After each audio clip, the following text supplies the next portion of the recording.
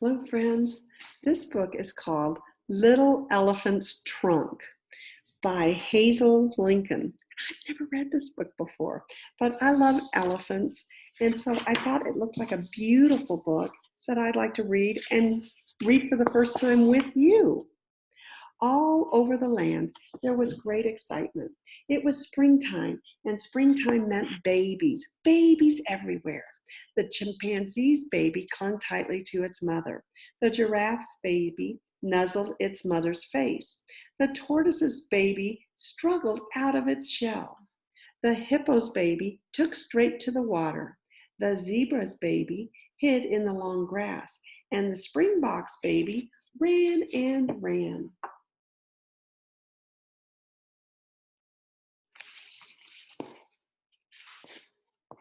The elephants had a new baby too.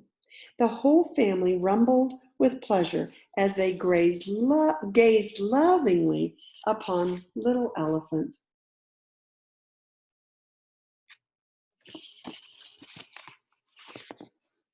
Little elephant took his first wobbly steps and fell. Something long and gray was tripping him. He struggled to his feet, and it happened again. But now his mother was calling. The herd was going to the river.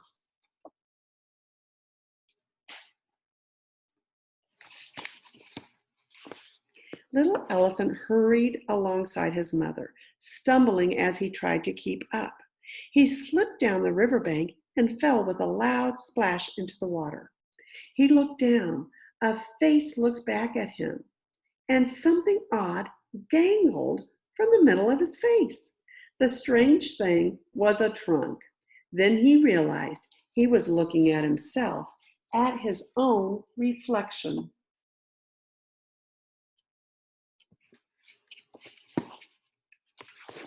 What was the strange, dangling thing for? Little elephant didn't know, but he did know that he was thirsty. The zebra was drinking the water, but little elephant couldn't do that. His trunk was in the way. He looked at the big elephants. They dipped their trunks into the water, put them into their mouth, and drank. Little elephant dipped his trunk into the water, put it into his mouth, and sucked carefully. The cool water was so good.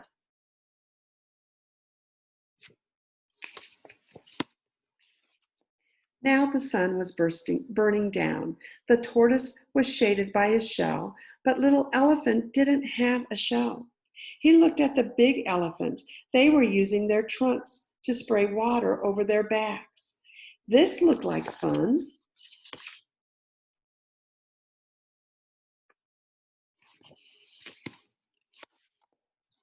Little elephant trumpeted with delight as he joined the elephant shower. But now the herd was moving to their feeding ground on the far side of the river.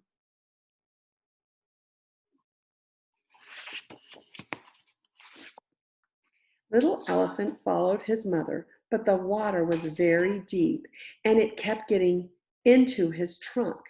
In panic, he scrambled back to the bank.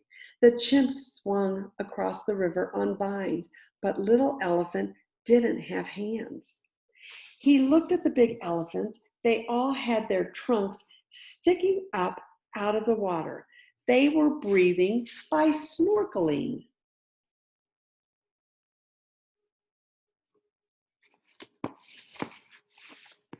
Little elephant crashed into the water, thrust his trunk toward the sky, and paddled happily to the other side.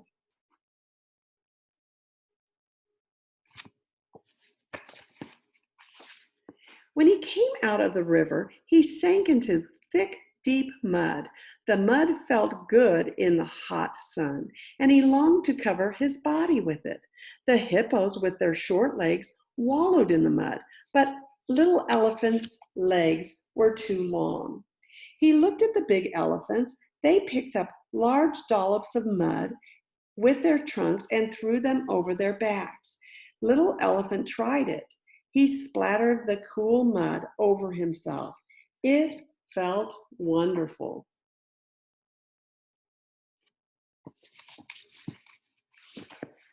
The herd was on the move again, pushing their way through the long grass. The grass was so high that little elephant couldn't see where he was going. He was afraid that he would lose his mother. The springboks leaped over the grass with their graceful legs as they followed their mothers, but little elephant's legs were thick and heavy. They were not made for jumping.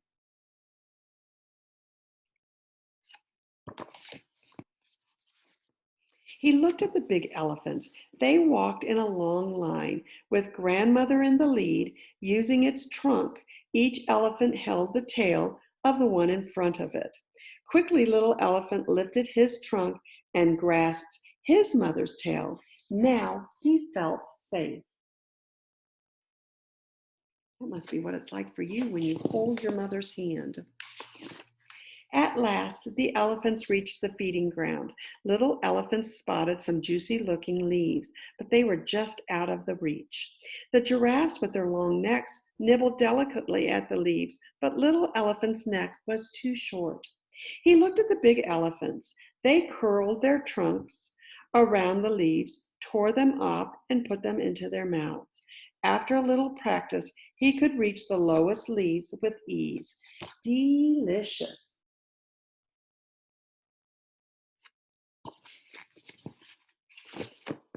The sun had started to dip below the horizon. It had been a long day for little elephant, and he was tired. He snuggled up close to his mother and felt something gently stroking him.